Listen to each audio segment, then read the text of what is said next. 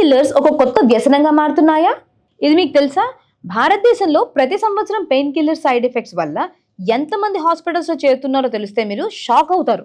మీ ఇంట్లో వాళ్ళు నొప్పి వచ్చినప్పుడు ఏం వాడతారో తెలుసుకోండి.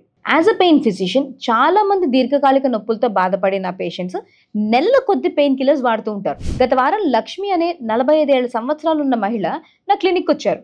ఆమె తన ఏళ్ల కొద్దీ ఉన్న వెన్నుపూస నొప్పి కోసం పెయిన్ కిల్లర్స్ పై ఆధారపడ్డారు. చాలా కాలంగా పెయిన్ కిల్లర్స్ వాడే వాళ్ళలో 25% మందికి తీవ్రమైన సమస్యలు ఎదుర్కోవాల్సి వస్తుంది.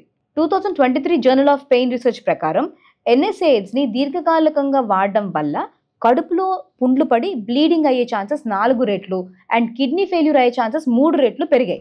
FDA పబ్లికేషన్ ప్రకారం ప్రతి సంవత్సరం 1,00,000కి పైగా hospitalisation just pain killer side effects వాడడం వల్ల వస్తున్నాయి. అండ్ ఇంకా బాధాకరమైన విషయం ఏంటంటే పెయిన్ కిల్లర్స్ ఎక్కువ రోజులు వాడడం వల్ల 15% మందిలో అడిక్షన్స్ అయిపోతున్నాయి. వరుసగా 5 రోజులు వాడడం వల్ల అడిక్షన్ అయ్యే ప్రమాదం రెట్టింపు అవుతోంది. శారీరక ప్రభావాలు కాకుండా 6 నెలలు పైగా క్రమం తప్పకుండా పెయిన్ కిల్లర్స్ వాడితే 30% మంది పేషెంట్స్ డిప్రెషన్కి అండ్ 20% మంది మెమరీ లాస్కి వస్తున్నట్టు రీసెర్చ్ చెప్తోంది. ఈ స్టాటిస్టిక్స్ ప్రకారం పెయిన్ కిల్లర్స్ అనేవి షార్ట్ టర్మ్ పెయిన్ రిలీఫ్కి మాత్రమే వాడాలి. లాంగ్ టర్మ్ పెయిన్ రిలీఫ్స్కి ఇవి వాడకూడదు. Save this, share this and follow me to get over your chronic pains.